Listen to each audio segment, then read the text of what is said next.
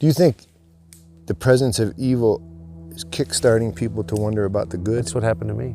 That's what happened to you? Oh yeah, I had a direct experience with it. In the milieu of journalism or just? Nope, in my bed at night, and I got attacked while I was asleep with my wife and 4 dogs in the bed and mauled. Physically mauled.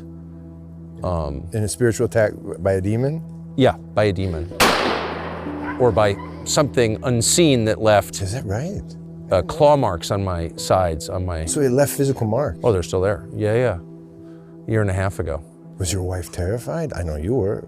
I wasn't. I was totally confused. I woke up and I couldn't breathe, and I thought I was gonna suffocate, and I walked around outside, and then I walked in, and my wife and dogs had not woken up, and they're very light sleepers. And then I had these terrible pains on my rib cage and on my shoulder, and I was just in my boxer shorts, and I went and flipped on the light in the bathroom, and I had 4 claw marks on either side underneath my arms and on my left shoulder, and they're bleeding.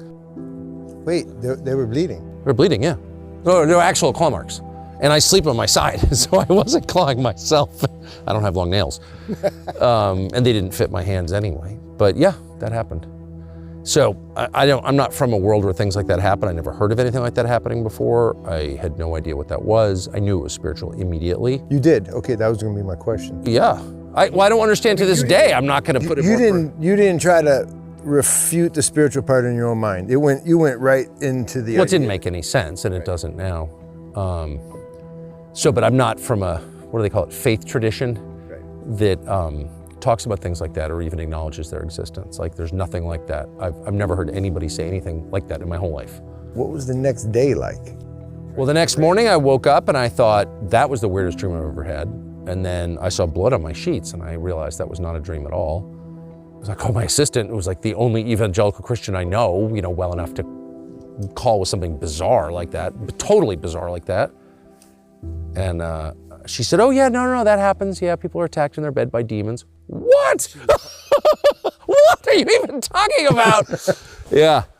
So, I mean, I'm not leaving anything out, and I'm not pretending to understand that. I can only say what happened to me, and that did happen to me, and then I was seized with this very intense desire to read the Bible, which I then started without any study aids or anything. I bought a Bible that didn't have any. I'm not interested in editorializing in the Bible. I just want to read it and see what's in there myself.